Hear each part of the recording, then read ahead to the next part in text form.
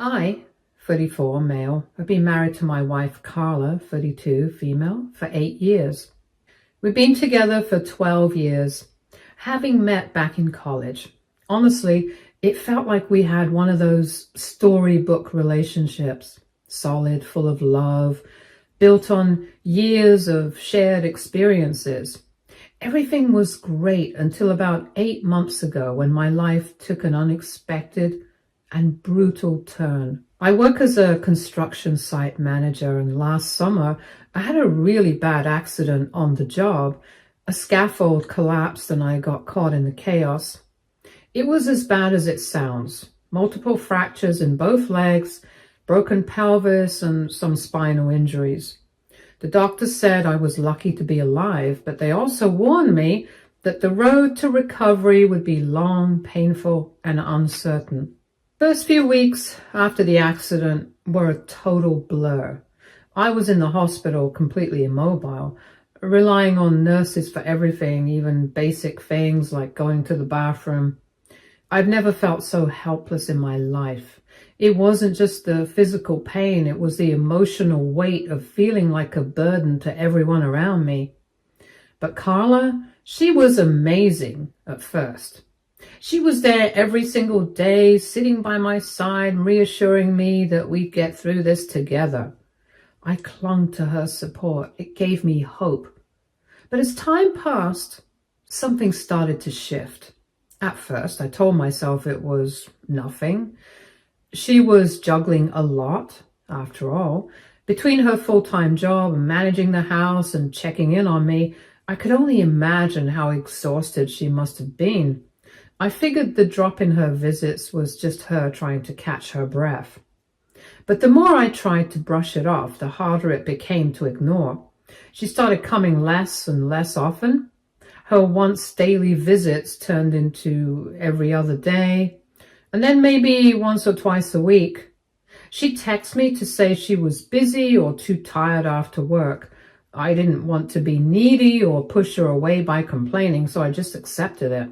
I told myself things would get better once I was discharged and we were back under the same roof. Then, about a month after my accident, Carla mentioned a new neighbor who'd moved in next door, a guy named Jeremiah. He was 36, divorced, and worked from home. From what she said, he seemed like a nice enough guy, and I was honestly glad she had someone nearby to lean on.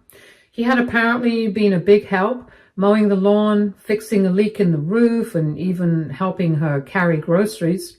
At first, it sounded harmless. I mean, what kind of husband wouldn't be grateful that someone was there to help his wife when he couldn't?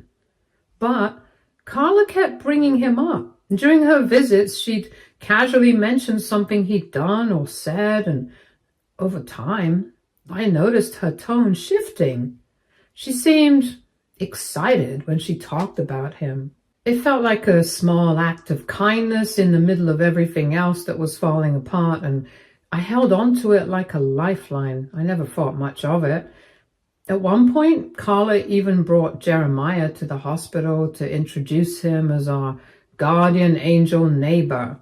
He seemed like a genuinely nice guy, friendly, easygoing, and the type who didn't seem to have any ulterior motives. Nothing about him raised any red flags. I remember even joking with him about how lucky we were to have such a helpful neighbor, and he laughed it off and said he was just happy to help. And honestly, I appreciated it. With everything else going on, having someone to rely on seemed like a blessing. Months went by, and I was still in the hospital. My progress was slow, and each day felt like an uphill battle. Carla continued to visit, but the frequency kept dropping, and the moments we did have together felt different. She was there physically, but emotionally, it felt like she was already halfway out the door. I kept telling myself she was just tired, overwhelmed by everything on her plate, her job, the house, me. I wanted to believe that once I was back home, things would return to normal. Deep down, I couldn't shake the feeling of loneliness. It was eating me alive. I missed her in ways I didn't even know were possible. I wanted to feel her next to me, to have her close, to remind myself of the life we built together before the accident. Instead, I was stuck in a hospital bed, isolated and helpless, watching her drift further away. Finally, after 6 long months, I was discharged. I wasn't back to full strength, far from it. I was in a wheelchair most of the time with a walker for short distances, and my body still felt fragile, but I was going home. I thought that would be the moment everything would start to feel normal again. But the minute I rolled through the front door, I could tell something was off. The house felt different. It wasn't anything obvious at first, just a strange energy in the air. Carla was there, but her presence felt muted. She wasn't the same woman I had kissed goodbye on the day of the accident. She was distant, like there was some invisible wall between us. I tried to tell myself it was just the stress of adjusting to this new reality. I mean, it wasn't just my life that had changed, it was hers too. This accident had shaken the foundation of everything we knew. But the little things started adding up. She seemed distracted all the time, always on her phone, and she'd get startled whenever I wheeled into the room. She stopped lingering to talk and would often leave the room as soon as I entered. At first, I brushed it off. I figured she needed space, time to process everything we'd been through, but then there were the late nights.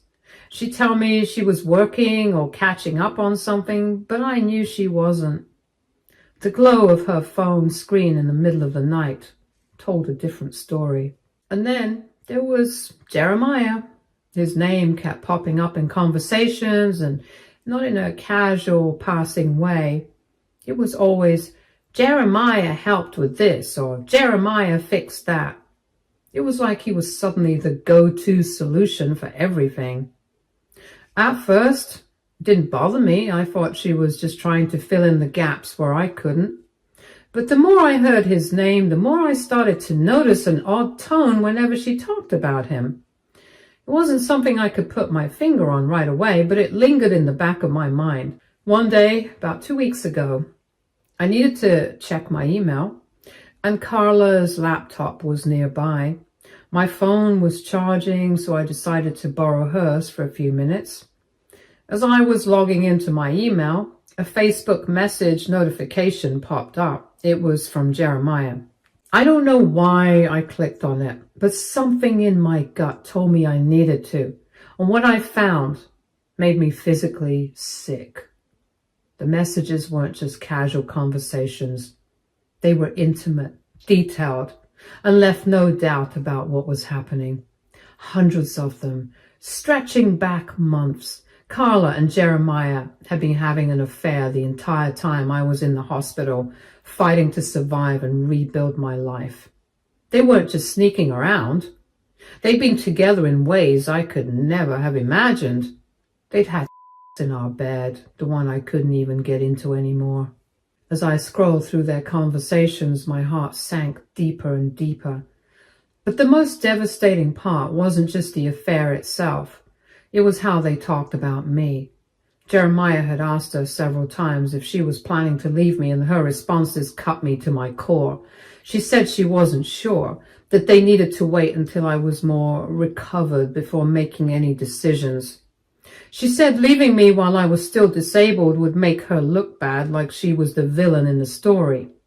One message stood out more than the others. She said she couldn't wait for me to get better so that she could finally move on. They joked about me, calling me a deadbeat and wondering aloud if I'd ever work again. Carla complained about how hard it was to play nursemaid while I was recovering, saying she felt trapped. She told Jeremiah that she wanted someone who could make her feel alive again, and she was tired of dealing with me and my problems. I sat there, numb, reading and rereading those words. Every sentence felt like a new punch to the gut, each one cutting deeper than the last. I couldn't breathe. I couldn't believe that the woman I had loved, the woman I thought would stand by me through anything, could talk about me like this. And all of it had been happening while I was lying in a hospital bed, struggling to even sit up on my own. That night, I confronted Carla. I thought maybe, just maybe, she would show some shred of remorse or guilt.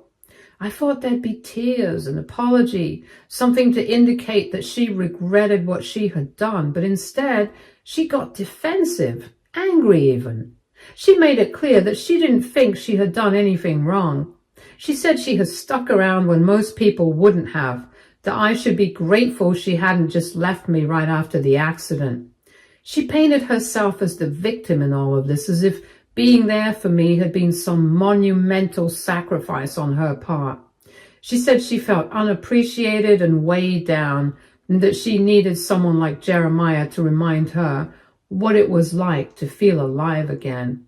She didn't see the betrayal for what it was. She only saw herself as someone who had been forced into a life she didn't want anymore. Her words broke me in ways I didn't even know were possible. It wasn't just the affair. It was the lack of any empathy or guilt. She justified everything she had done as if my accident, my pain, my recovery had somehow been harder on her than it was on me. I left that night and went to my brother's house. I didn't know what else to do. I couldn't stay there, not in that house, not with her. The physical pain from my injuries felt like nothing compared to the emotional agony I was going through.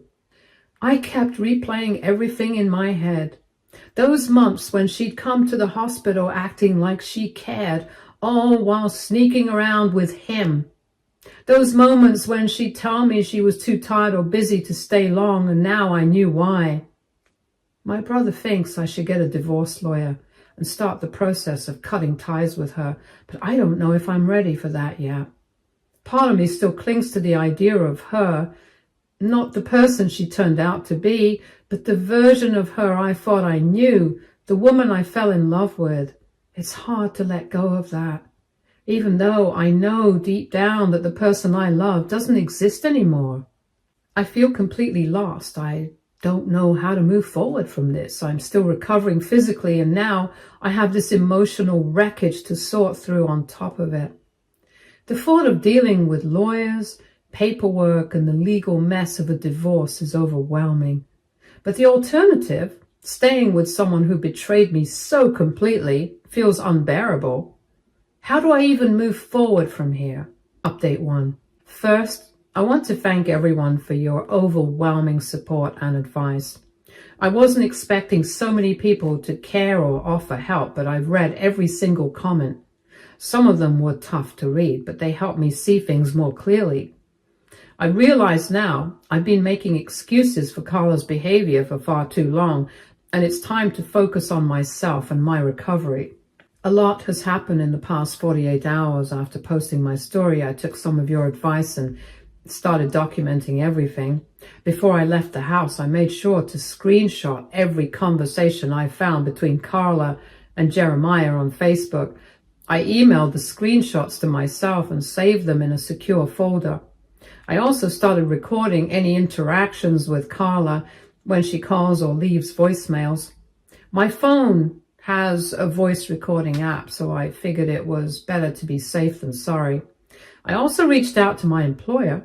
They've been supportive throughout my recovery, and I asked them for copies of all the documents related to my accident, including medical records, the workers' comp paperwork, and my ongoing rehabilitation schedule.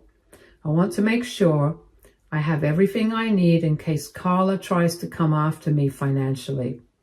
Workers' comp isn't a lot, but it's the only thing keeping me afloat right now. The most important step I took was meeting with a divorce attorney yesterday. I didn't want to rush into anything, but my brother pushed me to make the call. I'm so glad I did. The attorney I met specializes in cases involving disability and infidelity, and the consultation was a real eye-opener. She explained that Carla's actions, especially abandoning me emotionally and financially during a medical crisis, could work against her in court. Infidelity doesn't always carry much legal weight, but in my case, it could. The attorney also reassured me that my workers' comp settlement should be protected in the divorce since it's specifically tied to my injury. That was a huge relief because honestly, I've been worried about how I'll manage financially. Since leaving, Carla has been bombarding me with mixed messages. She sent angry texts accusing me of overreacting and blowing things out of proportion. In the next breath, I'll get a tearful voicemail about how much she loves me and how we can work things out. She's even tried to guilt trip me by saying I'm throwing away our marriage over a mistake. The cherry on top, Jeremiah himself tried to contact me. He sent a text saying he wanted to explain his side of things and that I shouldn't believe everything I read in those messages. I didn't bother responding. I blocked both their numbers right after. I'm done with their excuses and lies. The most unexpected thing happened earlier today. Jeremiah's ex-girlfriend reached out to my sister-in-law. Apparently, she is a close friend of my sister-in-law, and she got to know about what happened. Small world, huh? She found me through my brother's Facebook page and sent a message saying she'd heard about what happened. She wanted me to know this wasn't the first time Jeremiah has been involved in an affair with a married woman. Apparently, he has a pattern of targeting vulnerable women, usually ones whose husbands are dealing with medical issues or are deployed in the military. She told me about her own experience and even offered to provide documentation from their divorce that shows his history of predatory behavior. I don't know what to think about Jeremiah anymore. At first, I just saw him as a scumbag who betrayed me, but now it seems like he's much worse than that. It's like he thrives on destroying marriages. Knowing this doesn't make what Carla did any less painful, but it does give me a different perspective. Through all of this, my brother has been my rock. He's been helping me in ways I can't even put into words. His house isn't exactly set up for someone in my condition. The guest room is upstairs, but he's been working non-stop to convert his home office into a bedroom for me.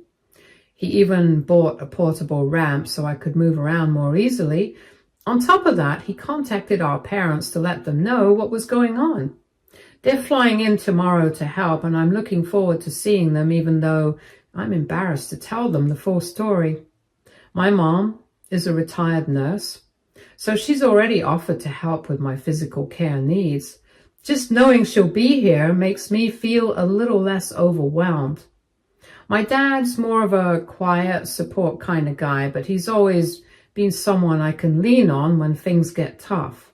I'm meeting with my attorney again tomorrow to start the divorce paperwork.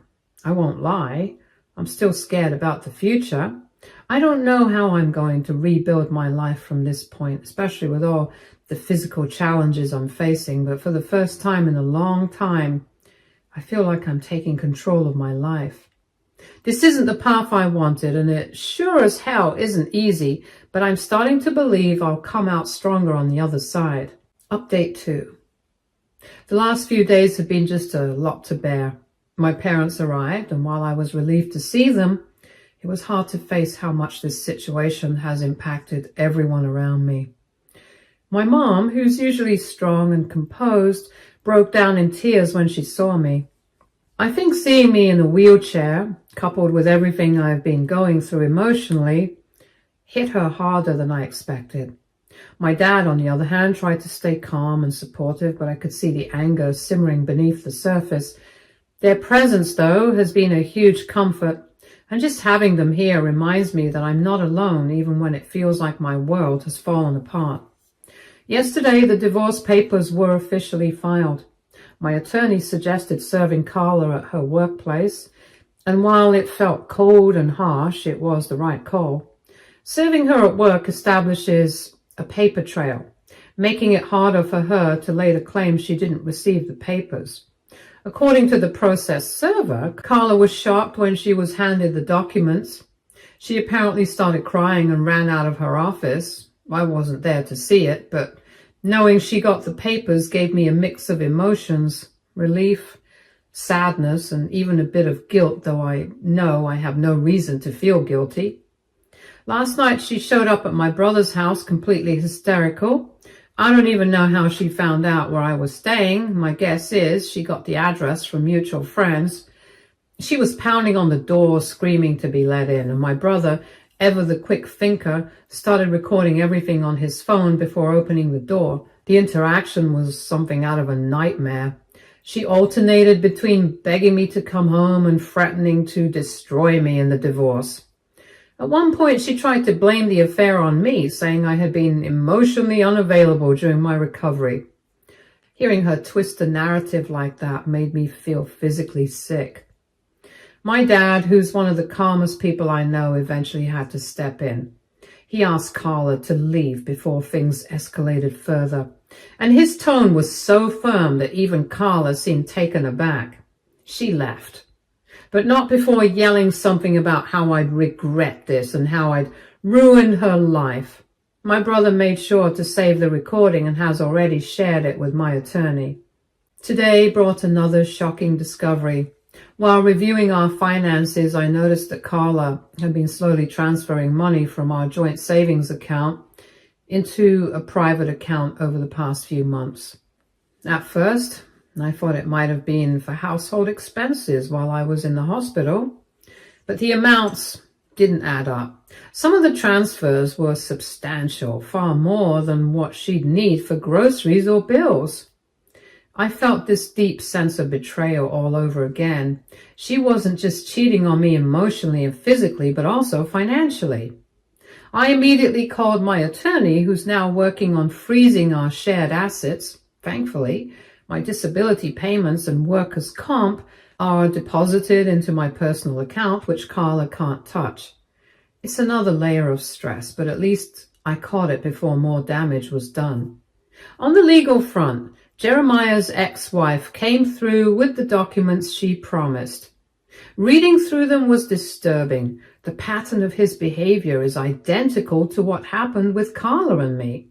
He moved next door to her while her husband was deployed, ingratiated himself into her life by being helpful, and slowly manipulated his way into their marriage. Her story feels like a mirror image of mine, and it's chilling to see how calculated he is. She's offered to testify if it comes to that, though my attorney is confident we already have more than enough evidence to support my case. The hardest part of this week was going back to the house. I needed to retrieve more of my things, and my brother insisted on coming with me. I was dreading it, but it had to be done. When we arrived, Carla was home, and it was immediately clear that she'd been drinking. She was slurring her words and had this wild, unhinged look in her eyes.